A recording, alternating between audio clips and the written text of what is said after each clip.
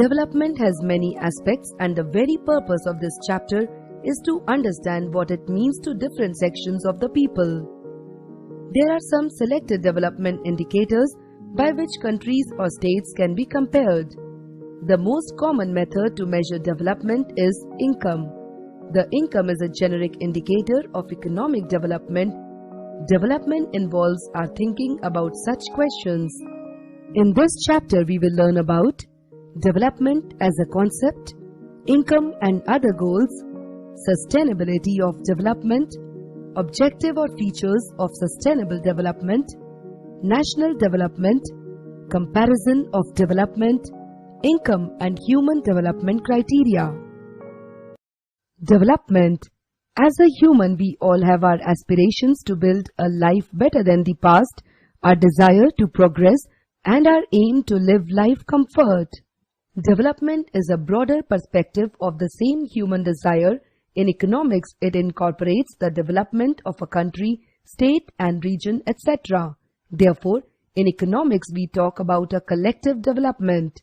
Inequality of income and wealth is not confined to a country alone.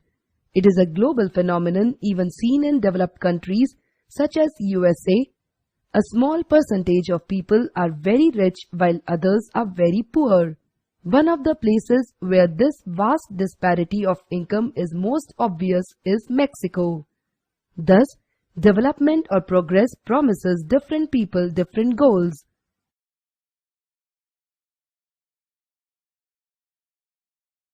People seek out those things that are most important for them. In fact, people or groups of people may find that their goals are in conflict. A landless laborer expects higher wages, while a producer wants to give lower wages in order to maximize his profits. Similarly, industrialists would want more electricity and would wish that more dams were constructed. On the other hand, farmers and environmentalists would oppose the building of a dam that would submerge their lands and force them to shift elsewhere. The dam would destroy the ecology of the area, and environmentalists would not allow it. Thus, two conclusions can be drawn from the development goals of different categories of people. Different people can have different development goals or aspirations. What may be development for one may not be development for another. It may even be destructive for the other person. Hence, development is that process through which one's goals or aspirations for progress can be fulfilled. Income and other goals. It is clear that people belonging to some or the other category want more income, whether they are laborers, industrialists, traders, or from any other category. Thus, income is the most important component of development. But income is not the sole criterion for development, nor it is the main one. Besides seeking more income one way or another, people also seek freedom, equal treatment, security and respect. Absence of discrimination, peace, employment, pollution-free environment, human development, health and longevity are also important goals. In fact, in some circumstances, these may be more important than larger income or consumption, because material goods are not the only things that one needs to live a happy and successful life. We can buy material things with money, that is from our income, but the quality of our life also depends on non-material things such as freedom, security, etc. For example, before accepting a job offer from a distant place, you would tend to weigh many factors apart from income. These may include factors such as facilities available to your family, freedom, opportunities to learn, job security, leisure opportunities, etc. Most people would accept a lower paying job that promises a better quality of life, job security and freedom. Thus, we can conclude that income is not the only criteria used to describe development, since development entails a mix of criteria.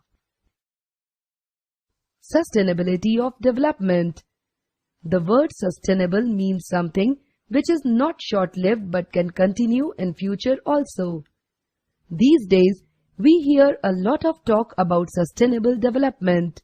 In fact, the concept of development itself implies continuity, since economic growth or development does not mean a temporary, short-run rise in income and output but a permanent increase which is maintained over a period of time. Many times, in a haste to expand as fast as possible, the long-term interests get ignored. Industries may get concentrated in a few areas only in order to avail facilities already created. This leads to creation of filthy slums, noise pollution, air pollution and water pollution. Atmosphere becomes sooty and toxic. Greed to get maximum within shortest possible time can empty the treasure stocks of our minerals and soil too at a fast speed and leave little for later times. Such a situation will lead to plenty for present only at the cost of future. We shall be enriching present generations only through robbing future ones. Obviously, such an economic growth and development is meaningless, empty, futureless and not worth having, as it will slowly peter out and finally disappear. That is why we must attempt to attain sustainable development whose fruits can be enjoyed for all times to come. Sustainable development has another aspect, and that is of innovation, leading to greater availability of life elements, air, water, fuel. Examples of such innovations are as follows: making potable water from seawater, solar power plants instead of thermal power plants, leading to less pollution, artificial trees that give out oxygen and absorb carbon dioxide much faster than natural trees and do not emit carbon dioxide like natural trees. Filling of holes in the ozone layer. According to Robert Repetto, sustainable development is a development strategy that manages all natural and human resources as well as financial and physical assets for increasing long-term wealth and well-being. Objective or features of sustainable development. The following are the main objectives of sustainable development. Sustained rise in real per capita income and quality of life. The main objective or feature of sustained development is to maintain the incremental level of real per capita income as well as the quality of life. Reduction in pollution. Another feature of sustained development is to discard those activities which proved detrimental to the natural resources and environment. Thus, its main objective is not to increase the pollution at any cost. Rational use of natural resources. Another objective of sustained development is the rational use of natural resources. It does not mean that natural resources should not be used at all. Its main feature is to avoid only excessive or unnecessary exploitation of natural resources. To fulfill the requirements of future generations, sustainable development aims at making the best use of natural resources and environment for raising the present standard of living in such a way as not to reduce the ability of the future generations to fulfill their own needs. Measurement of sustainable development. The measurement of sustainable development is done with the help of the following two methods: green national income, increase in genuine savings. National development. National development is an ability of a nation to improve the lives of its citizens in measurable forms. Different sections of society, for example, farmers, service class, laborers, traders, teachers, students, below poverty line, unemployed, etc., want their nation to develop in different ways and have their own notions about what national development means. Thus, due to their own priorities, different people can have different and often conflicting notions of what constitutes a country's development. National development means thinking about the following questions. Would the development idea benefit a large number of people or only a small group? Is there a better way of doing things? Can all the development ideas be considered equally important? If there are conflicts, How does one decide which option to back? What would be a fair and just path for all concerned? Should we focus on GNP growth or welfare schemes? Conflicting notions of a country's development can be explained with the help of an example. In the process of national development, a heavy industry is set up. This industry gives employment to many people. At the same time, the waste products or pollutants of this industry are released into the river or into the atmosphere. The highly toxic fumes cause many diseases in that locality. Such progress at the cost of public health cannot be called national development in the true sense. How to compare different countries of states? Comparison is inevitable as no two humans, no two countries, no two regions or community can be identical. Some are healthier than others, some are friendly while others are withdrawn, some are very intelligent while a few are not bright. In the same way, different countries or states are usually compared on the basis of their income, which is considered as one of the most important ways of ranking one country against another, because the greater the wealth generated by a country and the better will be the income levels of the citizens. USA, Japan, UK and Germany are called developed countries. On the other hand, Bangladesh, Sri Lanka and India are referred to as developing countries. We make a distinction between developed and developing countries on the basis of national income and average income or per capita income.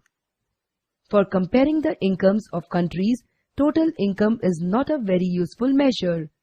This is because the populations of countries differ in size as well as goals and other priorities, so comparing total income will not tell us what an average person is likely to earn or wants to earn, that is, aspirational levels of income. Now, the question arises, are people in one country better off than those living in another country? For the solution of this question, we need to compare the average income or the per capita, per head, capita means head, income. The recent World Development Report of World Bank has used the criterion of per capita income for classifying countries into high income and low income countries.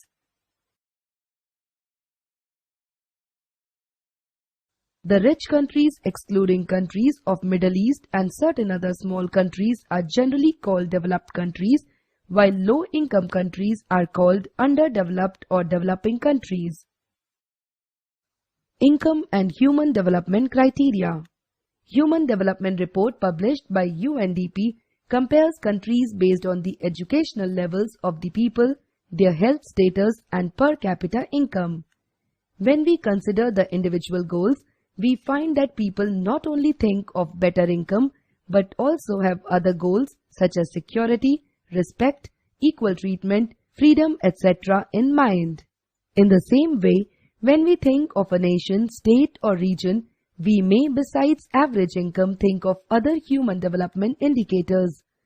First of all, we must know about the human development indicators. Infant mortality rate. It indicates the number of children that die before the age of 1 year as a proportion of 1,000 live children born in that particular year. Literacy rate. It measures the proportion of literate population in the age group of 7 and above. Net attendance ratio. It is the total number of children of age group 6 to 10 attending school as a percentage of total number of children in the same age group. Sex ratio. It is the total number of females per 1,000 of males. Comparison of India with its neighbors.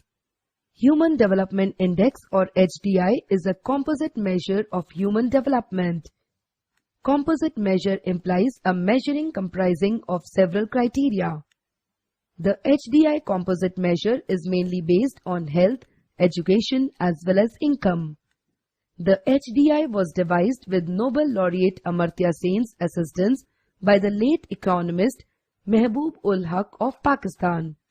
The first HDI report was published in 1990. According to the HDI report 2010, India was among the top 10 performers in income growth but multidimensional poverty, gender gaps, and rising inequality have been identified as serious issues.